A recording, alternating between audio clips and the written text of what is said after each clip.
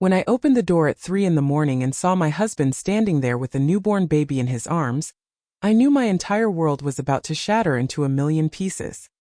He had been gone for 10 days, 10 agonizing days without a single word, and now he stood on our doorstep looking broken and terrified, cradling an infant I had never seen before. The baby was wrapped in a soft blue blanket, sleeping peacefully, completely unaware of the chaos his presence was about to unleash in my life. My name is Patricia, and this is the story of how 10 days of silence turned into a lifetime of truth I never saw coming. Let me take you back to the beginning, to when life felt simple and love felt safe. I met Daniel when I was 26 years old, working as a nurse at St. Mary's Hospital in Portland. He was a paramedic, strong and dependable, with these warm brown eyes that seemed to see right through me. We married 2 years later in a small ceremony by the lake, surrounded by wildflowers and the people we loved most. For 15 years we built what I thought was an unshakable foundation. We had our struggles like any couple, but we always talked things through, always found our way back to each other. Or so I believed. Our marriage had been my safe harbor, the one constant in a world that often felt chaotic. Daniel was the kind of man who remembered anniversaries without being reminded, who left sweet notes in my lunch bag before I went to work, who held me when the stress of losing patients became too much to bear alone. We had inside jokes that nobody else understood, a comfortable rhythm to our days that felt like home.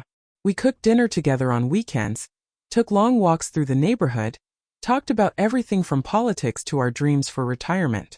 I thought I knew every corner of his heart, every shadow in his past. The night Daniel disappeared started like any other Tuesday evening. I had just finished a double shift, my feet aching as I walked through our front door, expecting to find him watching the evening news or tinkering with something in the garage. Instead, I found a note on the kitchen counter, written in his familiar handwriting, but with words that felt foreign and strange. It said he needed to handle something urgent, something personal, and that he would be back soon. He asked me not to worry, not to call, and promised he would explain everything when he returned. The note was signed with his name, but there was no "I love you," no reassurance beyond those bare facts. I stood in that kitchen for what felt like hours, holding that piece of paper, reading it over and over as if the words might rearrange themselves into something that made sense. My hands were trembling. I could feel my pulse in my fingertips. Daniel and I told each other everything. We shared bank accounts, phone passwords, dreams, and fears. This sudden departure, this cryptic message, it went against everything I knew about the man I had shared my life with for all these years. The first night was the hardest. I tried calling his phone dozens of times, but it went straight to voicemail. I texted, sent messages that started calm and rational and gradually became desperate pleas for just one word, one sign that he was okay. Nothing came back. The silence was deafening, filling our home with an absence so heavy I could barely breathe. I called his mother, his brother, his closest friends from the fire station. Nobody had heard from him. Nobody knew anything. They tried to comfort me, telling me that Daniel was a grown man who could take care of himself, that maybe he just needed some space. But I knew better. I knew my husband, and this was not normal. His mother, Janet, came over that first night and stayed with me until nearly midnight. She sat at our kitchen table, her hands wrapped around a cup of tea that had long since gone cold, telling me stories about Daniel's childhood that I had heard a dozen times before. I think she was trying to convince both of us that he was fine, that he had always been independent and capable.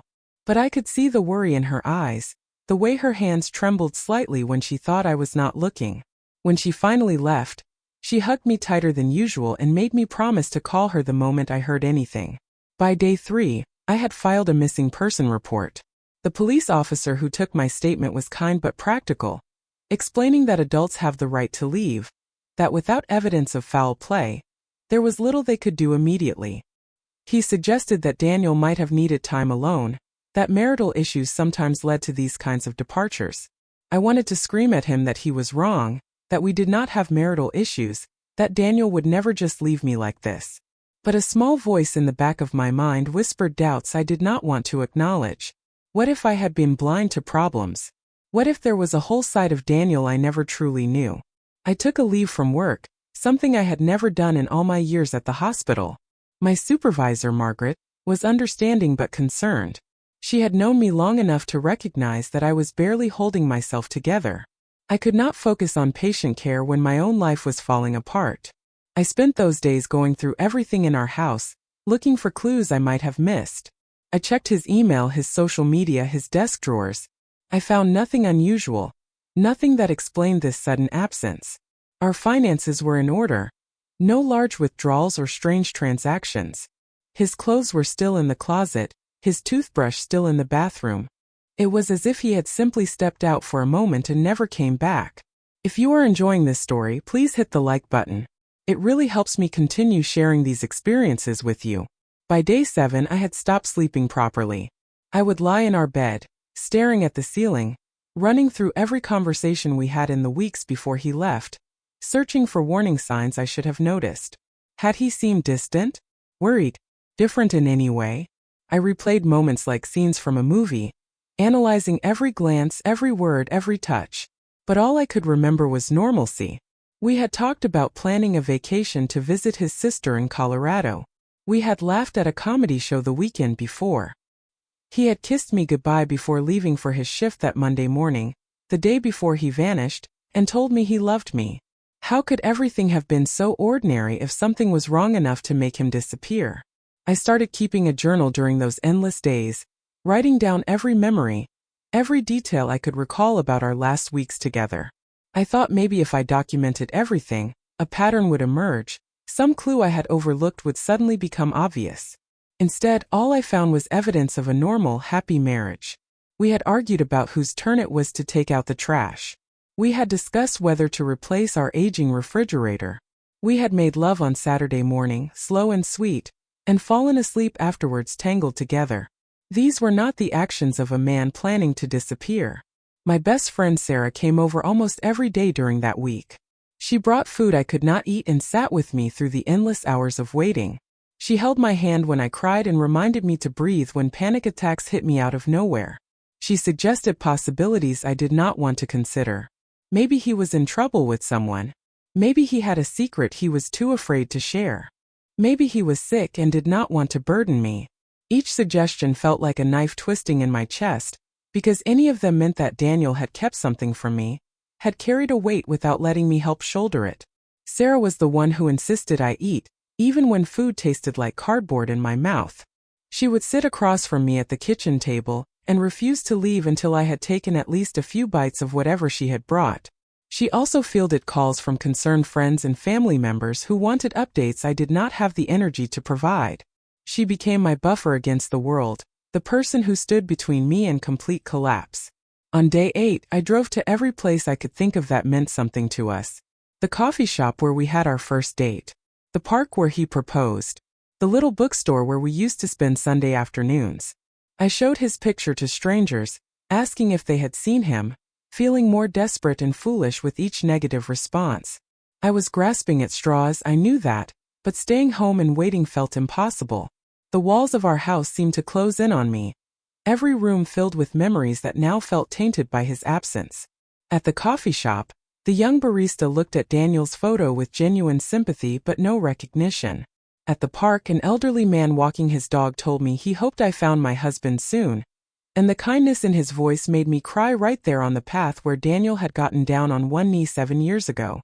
At the bookstore, the owner remembered us, remembered our Sunday visits, but had not seen Daniel in weeks. Each dead end felt like another door slamming shut on hope. Day 9 brought a different kind of torture. Hope mixed with dread as I convinced myself he would come back that day. I cleaned the entire house, made his favorite dinner, set the table for 2.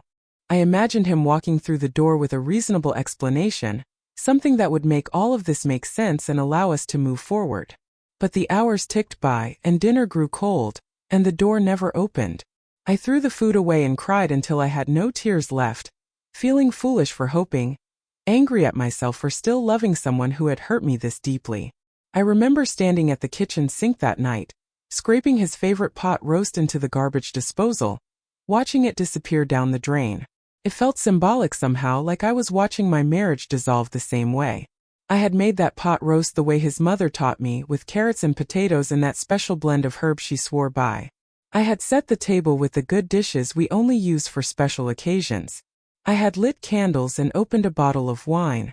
And I had sat there alone as the candles burned down and the wine went flat and the food congealed on the plates. By day 10, I had reached a strange kind of numbness. The sharp edge of panic had dulled into a heavy, resigned sadness. I sat in the living room, staring at our wedding photo on the mantel, wondering if I had ever really known the man smiling back at me in that picture. I thought about what my life would look like if he never came back. Would I stay in this house filled with ghosts of our shared life? Would I eventually pack up his things and try to move on? The future felt blank and terrifying, a void where certainty used to be. I started making practical plans that day, the kind of plans you make when you are trying to convince yourself you have some control over an uncontrollable situation. I would give him 2 more weeks. If he had not returned or contacted me by then, I would have to make some hard decisions. I would have to figure out how to pay the mortgage on my salary alone. I would have to decide what to do with his belongings, his clothes, his tools in the garage. I would have to start thinking about words like separation and abandonment, and maybe eventually divorce. The thoughts made me physically ill, but I forced myself to confront them.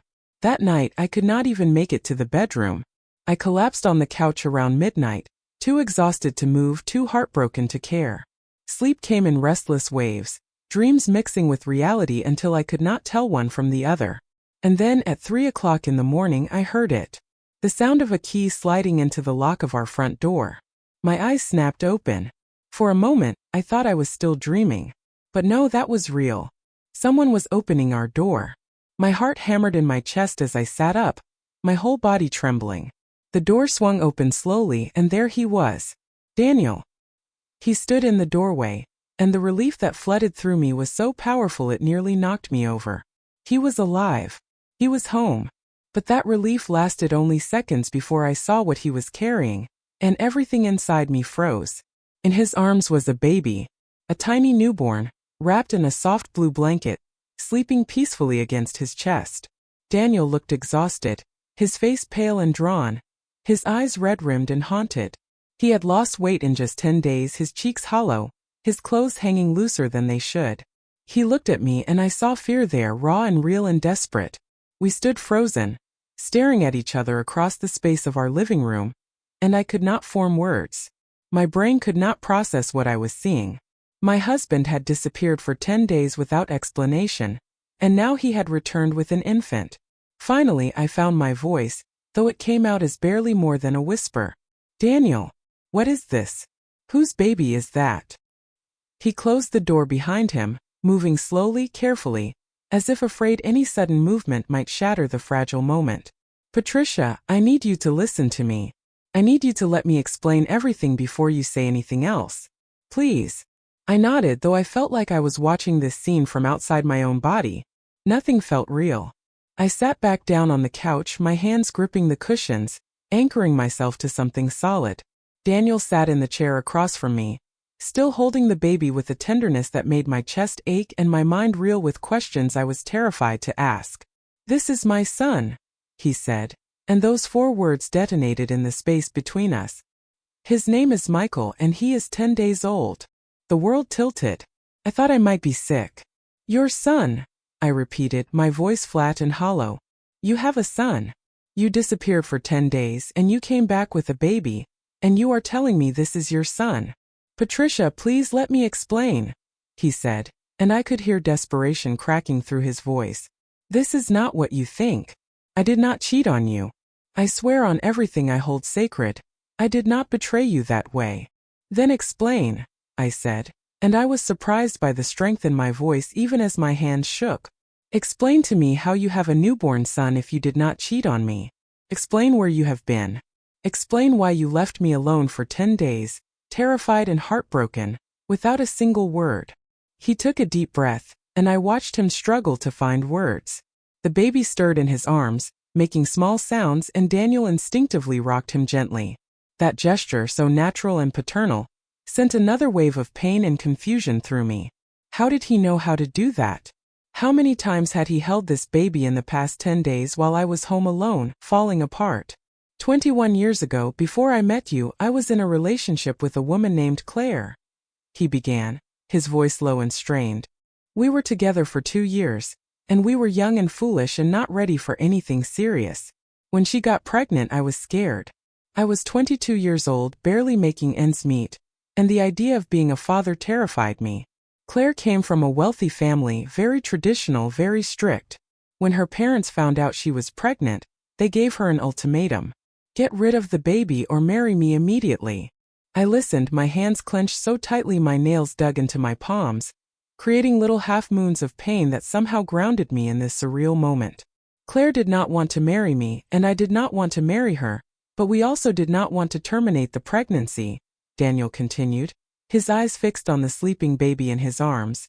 Her parents pushed for adoption, but Claire refused. So we made a plan. She would keep the pregnancy hidden, go away for the last few months, have the baby, and then her parents would help raise it while we figured things out. It was messy and complicated, but it was the best solution we could come up with at the time. And I prompted when he paused, my throat tight. Claire gave birth to a baby girl. We named her Emma. But Claire's parents had other plans. They convinced Claire to give them full custody, telling her it was temporary, that she could have Emma back when she was more stable. Claire was young and exhausted and scared, and she trusted them. She signed papers she did not fully understand. And then her parents took Emma and moved across the country. They cut off all contact. Claire tried to fight it, hired lawyers, but her parents had money and power and she had nothing. She lost her daughter. The baby Michael started to fuss. Daniel stood and walked to the kitchen, preparing a bottle with practiced ease that told me this was not his first time feeding this child. I followed him, unable to sit still any longer, needing to understand, needing answers that made sense of this nightmare. Claire fell apart after losing Emma, Daniel said as he tested the temperature of the milk on his wrist, another gesture that spoke of experience and intimacy with this infant that should not exist.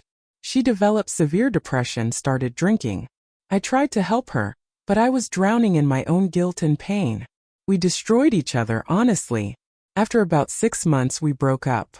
She moved away, and I eventually moved to Portland and tried to build a new life. I met you, and you were everything good and bright and healing. I fell in love with you completely, Patricia. You saved me from a very dark place. He sat at the kitchen table, feeding Michael, who ate eagerly, his tiny hands curled into fists. I stood against the counter, arms crossed over my chest, trying to protect myself from what I was hearing, from the revelations that kept coming. I should have told you about Emma, he admitted, and I heard genuine anguish in his voice. I know that, but it was so painful, and as time went on, it became easier to just bury it. Claire had stopped contacting me years before I met you. I convinced myself that part of my life was over, that Emma was better off without me, that I had no right to be part of her life after abandoning her mother the way I did. So where does this baby come in? I asked, gesturing to Michael with a hand that trembled. You said this is your son. Did you reconnect with Claire? Did you have another child with her while we were married? Daniel shook his head vigorously. No. God, no. 10 days ago, I got a call from a hospital in Seattle. The woman on the phone told me that Claire had been brought in, severely ill. She had late-stage cancer, Patricia. Pancreatic cancer. She was dying and she had been asking for me. She needed to tell me something urgent. My anger began to shift, making room for something else. Sorrow perhaps, or the beginning of understanding, though I fought against it. I drove to Seattle that night, Daniel continued, his voice breaking. That is why I left so suddenly. I did not know how to tell you over the phone. I did not even fully understand what was happening myself. When I got to the hospital, Claire was barely conscious. But she managed to tell me that Emma had found her. Emma had spent years searching for her birth mother, and she had finally tracked Claire down just 2 years ago. They had started building a relationship, trying to heal from the past. He paused to burp Michael with gentle pats on the back, and I watched this scene unfold before me like something from someone else's life. Emma got pregnant last year. She was not in a relationship. It was a brief encounter that did not work out, but she wanted to keep the baby. She wanted to be the mother that Claire had not been able to be for her. Claire was excited to be a grandmother, even though she was already sick by then. They were planning for Emma's future with the baby. And then 3 weeks ago, Emma was in a car accident. I felt tears on my face before I even realized I was crying. Emma was 8 months pregnant. They did an emergency cesarean section and saved the baby, but Emma did not make it. She died 2 hours after Michael was born, never even getting to hold her son for more than a few minutes. And Claire, already dying from cancer, held on just long enough to make sure Michael would not end up in the foster system. She had me listed as Emma's father on every document she could find. She made sure that when the hospital called next of kin, they would find me. Daniel's voice broke completely, and I saw tears streaming down his face as he looked at the baby in his arms, this innocent child caught in a web of tragedy. Claire died 3 days after I got to Seattle. I have been handling everything since then. The funerals, the paperwork, the legal process to establish paternity and take custody of Michael. Patricia, I am so sorry I left you without explanation. I am so sorry I never told you about Emma. But this baby, this innocent child, he is all that is left of a daughter I never got to know. He is my grandson, and I could not let him go into the system. I could not abandon him the way I abandoned Emma. The kitchen was silent except for the soft sounds of Michael drinking his bottle.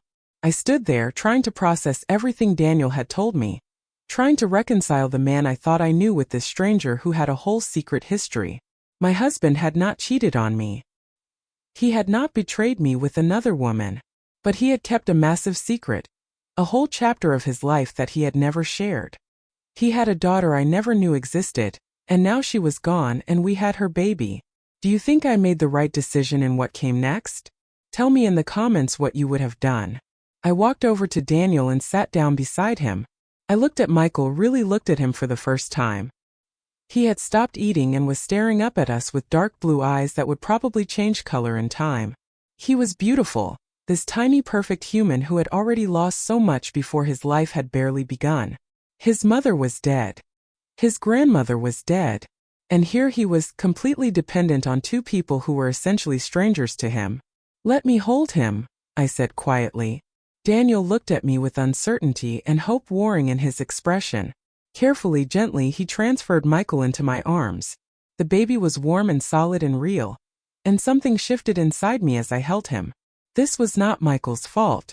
This tiny boy had not asked for any of this tragedy. He deserved love and safety and a family. And regardless of how hurt and betrayed I felt by Daniel's secrets, this innocent child needed someone to care for him. Michael looked up at me with those dark blue eyes, and I felt something crack open in my chest. He was so small, so vulnerable, so completely dependent. His little fingers curled around my thumb with surprising strength, and I thought about Emma, this young woman I would never meet, who had held this baby and loved him and then lost everything in a terrible accident. I thought about Claire, fighting through her final days to make sure her grandson would be safe. And I thought about Daniel, carrying the weight of all this loss and guilt and responsibility alone because he had been too afraid to trust me with his past. We need to talk about everything, I told Daniel, my voice firm but not harsh. We need to go through all of it, every detail, every decision you made without me. You hurt me deeply by keeping this from me, by leaving without explanation. That is not going to just disappear because I understand the circumstances now. I know, he said, his voice thick with emotion. I know I messed up. I was scared and overwhelmed and I handled it badly. I am so sorry, Patricia. I am so sorry. But right now this baby needs us. I continued, looking down at Michael's small face. Right now Michael needs stability and care. So we are going to table the hard conversations for a moment, and we are going to take care of him together. And then when he is settled and safe, you and I are going to have a very long, very honest discussion about trust and marriage and what comes next for us. Daniel nodded, relief evident on his exhausted face. Thank you, he whispered. Thank you for not throwing us both out. Do not thank me yet, I said, meeting his eyes. We have a lot to work through, Daniel. A lot of trust to rebuild. And I am not promising you that we will get through this. But I am promising that I will not take my anger at you out on this child. The next few days were a blur of adjustment and emotional turmoil. Daniel showed me all the paperwork he had been dealing with in Seattle. There were death certificates for both Emma and Claire, documents that made the tragedy heartbreakingly real. Emma Marie Thompson, born June 15th, died October 28th, just 20 years old. Claire Elizabeth Montgomery, born April 2nd, died October 31st, only 43 years old. 2 lives cut short, Two women who had finally found each other only to be torn apart by fate. There were DNA test results proving Daniel was Emma's biological father, and therefore Michael's grandfather. There were custody documents naming us as Michael's legal guardians. Emma had actually made a will in the hospital, shortly after Michael was born, in those brief hours before the accident that took her life. She had listed Daniel as her father and requested that if anything happened to her, Michael should be placed with him. It was heartbreaking to read, this young woman's last act of love for her child, written when she had no idea she had mere hours left to live. I learned that Emma had been 20 years old, working as a teacher's aide at an elementary school in Seattle, and going to community college to become a certified teacher. She had been trying to build a good life for herself and her baby despite the circumstances of his conception. Claire had been her only family after her adoptive parents. Claire's strict and controlling parents had died 7 years earlier in a car accident themselves. The irony was not lost on me. Emma had lost one set of parents to a car crash, and then history had repeated itself in the cruelest way possible. Daniel shared photos with me, and each one felt like another piece of a puzzle I never knew existed. Pictures of Emma as a baby that Claire had somehow kept hidden all these years, risking her parents' wrath.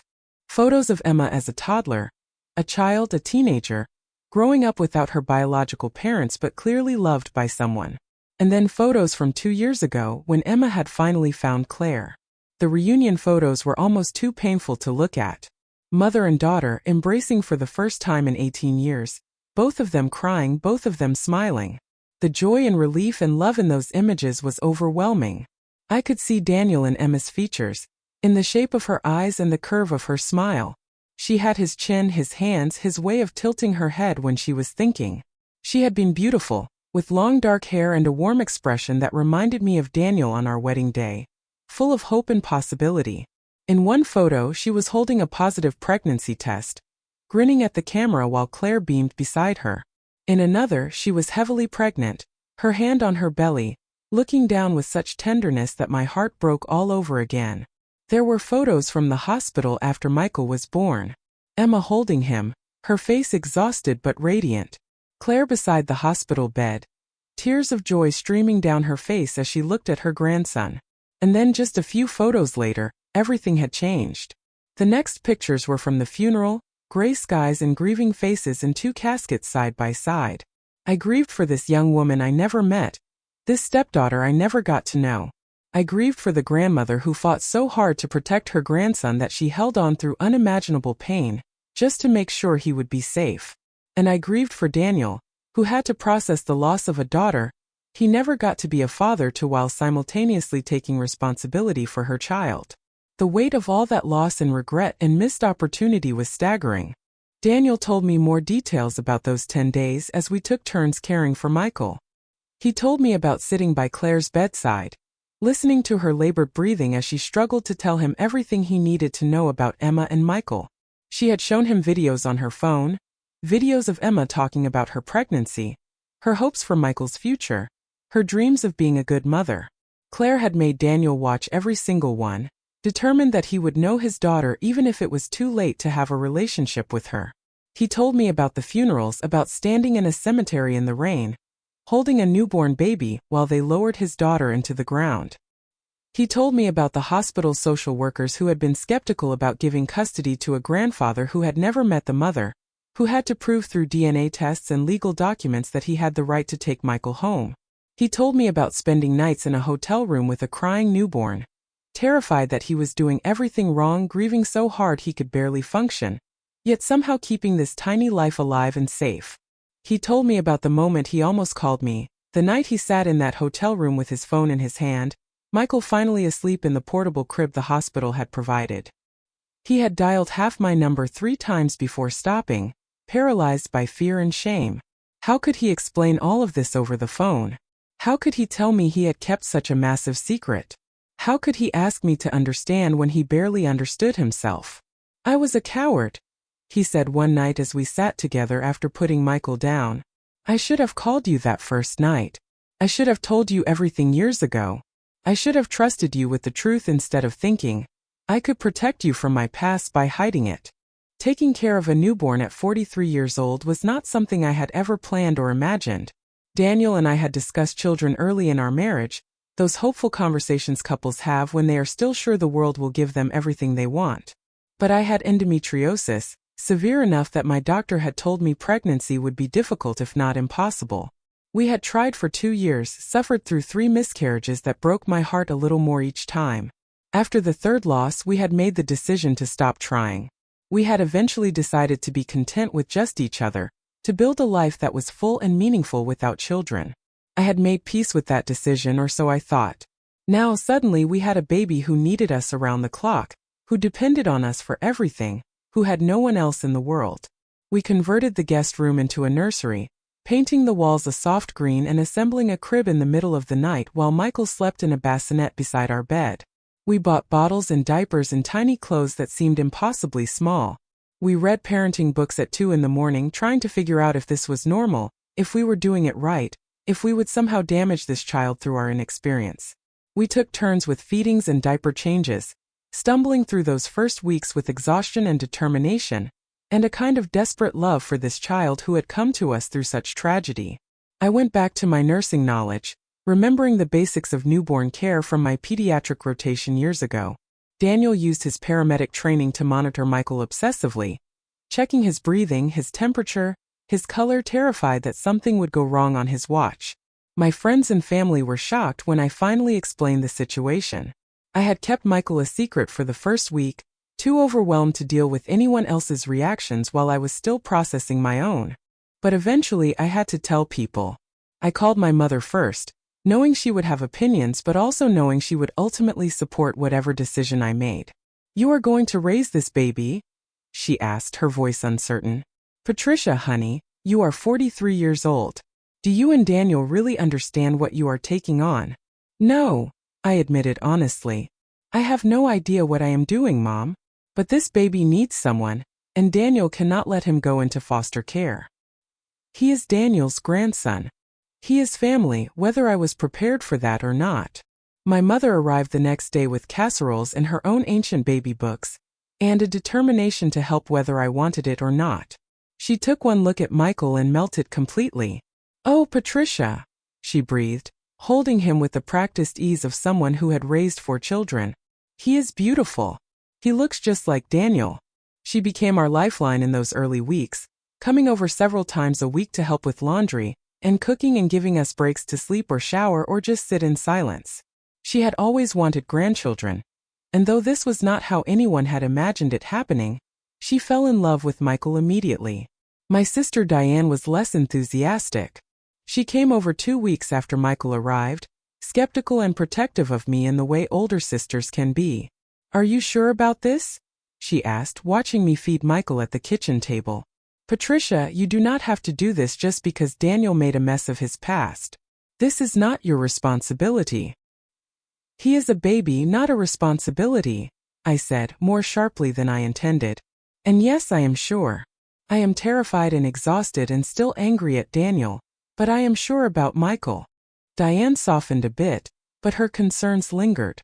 She worried about the strain on our marriage, worried about whether Daniel could be trusted after keeping such massive secrets, worried about whether we were really prepared for the reality of raising a child at our age. My friend Sarah was supportive but practical. She brought over meals and offered to babysit, but she also made sure I was taking care of myself.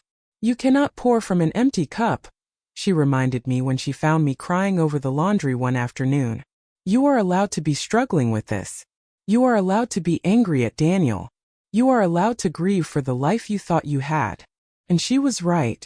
Because as much as I loved Michael, as much as I was committed to caring for him, I was also devastated by everything that had happened. My marriage, which I had thought was built on complete honesty and trust, had been revealed to have cracks in its foundation. Daniel had kept a massive secret from me for our entire relationship. He had had a child, lost her, grieved her, and never once trusted me enough to share that pain. As the weeks passed and life found a new rhythm around Michael's needs, Daniel and I finally had the conversations we needed to have. These were not easy conversations. We could not have them in one sitting or even 10. They happened in fragments, late at night after putting Michael down, early in the morning before he woke up, in stolen moments throughout the day when we had the energy to face our pain. I told him how betrayed I felt that he had kept such a significant part of his past from me. For 15 years, I had believed I knew everything important about the man I married. Learning about Emma, about his history with Claire, about a whole chapter of his life that he had deliberately hidden, it shook my faith in everything I thought we had built together. How can I trust anything you have ever told me? I asked him one night, my voice breaking. How do I know there are not other secrets? Other parts of your life you have decided I do not need to know about? There are not, he said firmly. Patricia, I swear to you there is nothing else. Emma was the only secret, and it was eating me alive long before this happened. Then why? I demanded. Why did you not just tell me? In 15 years you never once thought I deserved to know. He explained his shame and guilt, how he had convinced himself that telling me would only burden me with pain from a history that seemed closed and finished. I was a coward, he admitted, tears streaming down his face. I was afraid that if you knew about Emma, about how I handled that situation, you would see me differently. You would see that I was capable of running away from responsibility, of letting fear control my decisions. I did not want you to look at me the way I looked at myself when I thought about that time in my life. But that is what marriage is supposed to be, I told him, my own voice shaking with emotion. It is supposed to be safe enough to share our worst moments, our biggest failures. You took that choice away from me. You decided what I could handle, what I needed to know. You treated me like I was fragile or judgmental, when I have never given you reason to think I would not understand. I know, he whispered. I know, and I am so sorry. We started seeing a marriage counselor, someone recommended by my friend who was a social worker. Dr. Elizabeth Morrison was a kind woman in her 60s who specialized in couples dealing with secrets and betrayal. She did not let us hide from the hard truths in her office. Daniel, you say you were protecting Patricia by keeping Emma a secret, she said during one session. But who were you really protecting? Myself, he admitted after a long silence. I was protecting myself from having to face what I had done, from having to see disappointment or judgment in Patricia's eyes. And Patricia, Dr. Morrison turned to me, you have every right to feel betrayed. But I want you to consider this question. If Daniel had told you about Emma when you first met, or early in your relationship, would it have changed how you felt about him? I thought about it honestly. I do not know, I said finally. Maybe not. But I deserved the chance to make that choice myself. These sessions were brutal but necessary. We learned that Daniel's secrecy was rooted in deep shame about his past, in a fundamental belief that he was unworthy of love if people knew all his failures. We learned that I had a tendency to avoid conflict, to smooth over problems instead of addressing them directly, which had allowed Daniel's avoidance to go unchallenged. We learned how to fight fairly, how to express hurt without attacking, how to listen without defending. We learned that rebuilding trust after a betrayal is not a straight path, but a winding road full of setbacks and small victories. Some days I could look at Daniel and feel the warmth of our 15 years together. Other days I could barely stand to be in the same room with him, the weight of his deception crushing any positive feeling. Michael, oblivious to the adult drama swirling around him, continued to grow and thrive. He was a happy baby, quick to smile and curious about everything. He had Daniel's eyes and what I imagine was Emma's temperament, based on the stories Claire had shared with Daniel in those final days. He was generally easygoing, content to watch the world with wide-eyed wonder, but he also had a stubborn streak that emerged when he was hungry or tired. As I rocked him to sleep or played with him on the floor or sang silly songs to make him laugh, I found myself falling completely in love with this child who had come into our lives through such unexpected and heartbreaking circumstances. He was not mine by blood or by choice initially, but he became mine through the daily acts of care and love that define parenthood. I would watch him sleep in his crib, his little chest rising and falling with each breath, and feel overwhelmed by protective love. I would feed him in the middle of the night, just the two of us in the quiet darkness, and feel a connection I had never experienced before. I would see him smile when I walked into the room, his whole face lighting up at the sight of me, and feel my heart expand in ways I did not know were possible. But loving Michael did not erase the pain of Daniel's betrayal. If anything, it made it more complicated. Because now I had to consider not just what was best for my marriage, But what was best for this child who had already lost so much? Could I leave Daniel and still be part of Michael's life? Would Daniel use Michael as leverage to keep me in a broken marriage? These questions haunted me in the quiet moments. 6 months into our new life as parents, I hit a wall. I was exhausted from sleepless nights and the emotional labor of caring for an infant while trying to repair a damaged marriage. I was resentful of Daniel for putting me in this position, angry that my life had been turned upside down by his secrets. I loved Michael desperately, but I also grieved for the quiet life Daniel and I had built, for the freedom and simplicity that was now gone. One particularly difficult night, after Michael had been crying for hours with what the pediatrician said was probably just gas but felt like torture, I broke down completely. Daniel found me in the nursery, sobbing while rocking a finally sleeping Michael, unable to stop even though I knew I might wake the baby. "I cannot do this," I whispered through my tears. "I cannot pretend everything is okay. I cannot keep living in this house with you, raising this baby, acting like we are a normal happy family when I still do not know if I can forgive you." Daniel looked devastated, but he did not try to argue or convince me otherwise. "What do you need?" he asked simply. "I need space," I said. "I need time to figure out what I want without the pressure of you and Michael needing me every single day." So we made arrangements. My mother agreed to come stay with Daniel and help with Michael for 2 weeks, while I went to stay at my sister's cabin in the mountains. 2 weeks of solitude to think and rest and figure out what I really wanted for my life. Those 2 weeks away were both healing and heartbreaking. I slept for the first 3 days, catching up on months of exhaustion. Then I began to really think about what I wanted my future to look like. I made lists of pros and cons. I journaled extensively. I went for long walks in the woods and let myself feel all the anger and hurt and confusion I had been pushing down. I also realized how much I missed Michael. I missed his baby smell and his little sounds and the weight of him in my arms. I missed reading him bedtime stories and singing him the silly songs I had made up. I called every day to check on him, and Daniel would put the phone near Michael so I could hear his coos and babbles. Each call made my heart ache.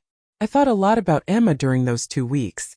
I thought about her courage in deciding to keep Michael, to raise him as a single mother, to build a life for both of them.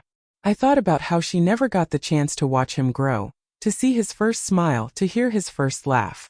She had given him life and then lost hers, and now I had the privilege of experiencing all the moments she would never have. That realization shifted something in me. I could choose to walk away from Daniel, could choose to protect myself from further hurt. But I could not walk away from Michael. He had already lost 2 mothers. I would not be a third. And if I was going to stay for Michael, did I not owe it to both of us to really try to make my marriage work? When I returned after 2 weeks, I had clarity if not answers. I sat down with Daniel and laid out my terms. We would continue counseling, both couples and individual. He would commit to complete transparency, even about things that made him uncomfortable. He would understand that trust had to be rebuilt slowly, and that I would have moments of doubt and anger that he would need to accept without becoming defensive. And he would put in the work of being a true partner in parenting Michael, not leaving the bulk of the emotional and physical labor to me. Daniel agreed to everything. And slowly, painfully, we began to rebuild. It was not dramatic or cinematic. There was no moment where everything suddenly clicked back into place. Instead, it was a series of small steps forward and occasional steps back. It was Daniel volunteering information about his day without being asked. It was him going to therapy and actually working on his issues instead of just showing up. It was me learning to express my feelings in the moment instead of letting them build up. It was both of us choosing each other and choosing our family every single day. On what would have been Emma's 21st birthday, Daniel and I took Michael to the cemetery where Emma and Claire were buried side by side. We had chosen plots that were together when making the arrangements, feeling it was right that they should rest near each other after fighting so hard to be reunited in life. We brought flowers, bright sunflowers that Emma had loved according to the stories we had learned from her friends and colleagues who had attended her funeral. Michael was 6 months old by then, sitting up on his own, grabbing at everything within reach. Daniel held him while I arranged the flowers, and then we stood there together, this little family that had been formed through tragedy. Daniel told Emma about her son, about how he was healthy and loved and thriving. He apologized for not being there for her, for not fighting harder to be part of her life, for letting fear and shame keep him from being the father she deserved.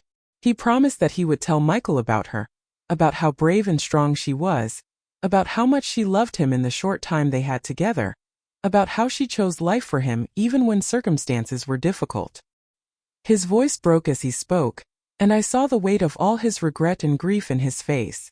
This was a man who would carry the loss of his daughter for the rest of his life, who would always wonder what might have been if he had made different choices 20 years ago. I added my own words, speaking to this young woman I wished I could have known. This stepdaughter who existed in photographs and stories but never in my actual life. Emma, I never got to meet you, but I see you in Michael every day. I see you in his smile and in his curious nature, and in the way he reaches out to people with trust and openness. I promise you that I will love your son as if he were my own. I promise that we will make sure he knows his story, knows where he came from, knows that he was wanted and cherished not just by us, but by the mother who gave him life and the grandmother who protected him with her last breaths. And I thanked her because in a strange way, she had given Daniel and me a gift we never expected. She had given us the chance to be parents, to experience a kind of love we had thought was not meant for us. She had given us Michael, and in doing so, she had given us a new purpose and a deeper understanding of what family really means. Michael babbled at that moment, as if responding to our words, and reached his little hands toward the flowers. Daniel let him touch the soft petals of the sunflowers, and I thought about how Emma should be here, should be the one teaching her son about flowers and nature and all the beautiful things in the world. The unfairness of it all hit me again, and I cried right there in the cemetery, grieving for a woman I never knew but whose absence shaped our lives.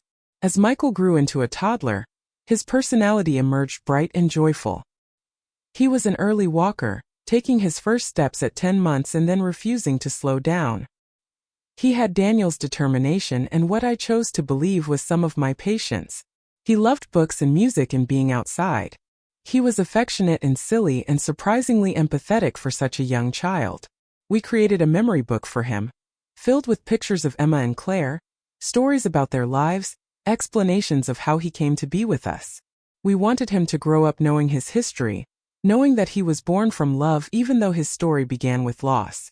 We included photos from Claire's phone that showed Emma's pregnancy, her excitement about becoming a mother, her preparations for Michael's arrival. We told him in age-appropriate ways that his mommy Emma loved him so much that she made sure he would be safe and cared for. We told him about his grandma Claire who fought to find her daughter, and then fought even harder to protect her grandson. We made sure he knew that he had two families, the one he lost and the one he gained, and that both loved him completely. Daniel became the father he never got to be for Emma. He was patient and present and devoted to Michael in a way that helped heal some of the guilt and regret he carried. Watching him with Michael, I saw a man who had learned from his mistakes, who refused to let fear control him anymore, who chose love and commitment even when it was hard. He read to Michael every night, created silly voices for all the characters, made up songs and games that had Michael dissolving into giggles. He also talked to Michael about Emma, even though Michael was too young to fully understand. "Your mama would have loved this," he would say when Michael did something particularly cute or clever. "She would have been so proud of you." It was his way of keeping Emma alive, of making sure she remained part of Michael's life, even in her physical absence. And our marriage, tested by secrets and tragedy and unexpected responsibilities, became stronger than it had been before. Not because the pain went away or because I magically forgave everything, but because we both chose to do the hard work of rebuilding. We learned to communicate more honestly, to share our fears and vulnerabilities, to trust each other with the difficult truths we might have hidden in the past. There were still hard days. Days when I would remember the 10 days Daniel was gone and feel that old panic and betrayal wash over me. Days when he would struggle with guilt about Emma and pull away emotionally. Days when we fought about parenting decisions or money or the fact that we never had time for ourselves anymore. But we had also learned how to come back from those hard days, how to apologize and reconnect and choose each other again. Dr. Morrison helped us understand that healing from betrayal is not linear. "You are not going backwards when you have a bad day," she told us. "You are just processing layers of hurt that take time to work through. The fact that you are both still here, still trying, that is what matters." When Michael was 3 years old, we took him to visit Emma's grave on her birthday. He brought her a picture he had colored, all bright reds and blues and yellows, his little hand gripping the crayons with determined concentration. We helped him place it on her headstone, protecting it with a clear plastic sleeve so it would not blow away. "Hi, Mommy Emma," he said in his sweet little voice, and Daniel and I both had tears running down our faces. "I drawed you a picture. Gamatricia said you like colors." Gamatricia. That is what he called me, a combination of Grandma and Patricia that he had invented himself and that had stuck. To the world, I was his grandmother, raising my husband's grandchild. But in my heart I was simply his mother, the woman who had raised him from those first terrifying days, who had been there for every milestone and every ordinary moment. And that was okay. Love is not defined by biology or traditional labels. Love is defined by showing up, by choosing each other, by staying even when things are hard. Michael would grow up knowing his story, knowing about Emma and Claire, knowing that his family tree was complicated but filled with love. He would know that sometimes life brings us unexpected gifts wrapped in tragedy, and that the truest families are the ones we build through choice and commitment, not just blood. People often ask me if I regret taking Michael in, if I resent Daniel for the secrets he kept, if I wish I could go back to our quiet life before that 3 a.m. knock on the door changed everything. And my answer is always the same. Yes, I wish Daniel had been honest with me from the beginning. Yes, I wish we had not had to go through the pain and betrayal and hard work of rebuilding trust. But no, I do not regret Michael. I do not regret becoming his mother. He is the greatest unexpected gift of my life. Sometimes the family we end up with is not the family we planned. Sometimes love arrives wrapped in tragedy and confusion and circumstances we never imagined. Sometimes the hardest things we go through become the most meaningful parts of our story. Michael is 7 years old now, thriving in 2nd grade, full of questions about everything and energy that never seems to run out. He knows his story, knows about Emma and Claire, knows that his family tree is complicated but filled with love. He has Daniel's strength and what I like to think is some of my compassion, though really, he is entirely his own person, unique and wonderful. He asks questions sometimes that break my heart. Why did my mommy have to die? Do you think she can see me from heaven? If she loved me, why is not she here? We answer as honestly as we can, explaining that sometimes terrible things happen that nobody can control, that his mommy wanted nothing more than to watch him grow up, but did not get that chance, that love does not end just because someone is gone. We also make sure he knows how wanted he is right now, in this present moment. How much we love being his parents, how our lives are better and fuller because he is in them, how we cannot imagine our family without him. He needs to know that while his story began with loss, his present is filled with love and his future is bright with possibility. Daniel and I just celebrated our 22nd wedding anniversary. We have been through more than most couples face in a lifetime, and we have come out the other side stronger and more committed to each other. We still go to counseling sometimes, maintaining the tools we learned for honest communication and trust. We still have hard days and disagreements and moments of frustration. But we also have Michael's laughter filling our home, and memories of building a family from the broken pieces of tragedy, and the knowledge that we chose each other and chose love, even when it would have been easier to walk away. Last month, we received a letter from one of Emma's college friends, a young woman named Jessica who had been close to her. She had been going through some old boxes and found photos and letters from Emma's time in college, including some from her pregnancy and early plans for Michael. She wanted us to have them, thought we might want to save them for Michael when he was older. The package arrived on a Saturday, and Daniel and I sat at the kitchen table going through its contents while Michael played in the living room. There were photos of Emma with friends, laughing and carefree. Photos from her pregnancy, her hand on her growing belly, her face glowing with anticipation. And letters, journal entries really, that Emma had written to Michael before he was born. Reading them destroyed us both. "Dear Michael," one entry began, "I am writing this at midnight, unable to sleep because you keep kicking me. I do not mind. Every movement reminds me that you are real, that you are coming, that I am going to be someone's mother. I am terrified and excited and so full of love for you already." Another entry, written just days before the accident. "Michael, you are almost here. Just a few more weeks. I have your room ready, your clothes washed, your bottles sterilized. I have read every parenting book I could find, but mostly I just cannot wait to meet you, to hold you, to see your face and count your fingers and toes and tell you how much you are loved. You have changed my life already, little one, and you have not even been born yet. Daniel was crying so hard he could barely breathe. She was so excited, he whispered. She was ready to be a mother, and she never got the chance. It is not fair, Patricia. It is not fair that she is gone. I held him while he grieved. This man who carried so much loss and regret. We both cried for Emma, for the life she should have had, for the relationship she and Michael should have been able to build. We cried for Claire too, for the years she missed with Emma, for the brief time they had together before cancer took her. But we also felt grateful reading those letters. Grateful that Emma had known, even briefly, the joy of being Michael's mother. Grateful that she had prepared for him with such love and care. Grateful that she had thought to establish Daniel as next of kin, ensuring that Michael would not be lost in the system but would come to family. We decided to save the letters for Michael, to give them to him when he was older and could fully appreciate them. They would be a gift from the mother he lost, proof of how wanted and loved he was even before he was born. If you are facing an impossible situation, if someone you love has kept secrets that shook your foundation, if life has handed you circumstances you never planned for, know that you are stronger than you think. Know that love can survive even the hardest tests if both people are willing to do the work. Know that family is not always what we expect, but that does not make it any less real or meaningful. I think about the Patricia I was 7 years ago, the woman who thought she knew everything about her life and her marriage. I think about how naive I was, how unprepared for the truth that was coming. But I also think about how that woman found strength she did not know she had, how she chose love over fear, how she opened her heart to a child who needed her even when her own heart was breaking. Did I do the right thing?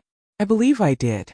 Not just the right thing for Michael, though he deserved a family who would love him unconditionally, but the right thing for Daniel and me, for our marriage, for the people we wanted to be. Taking Michael forced us to confront hard truths and build a stronger foundation.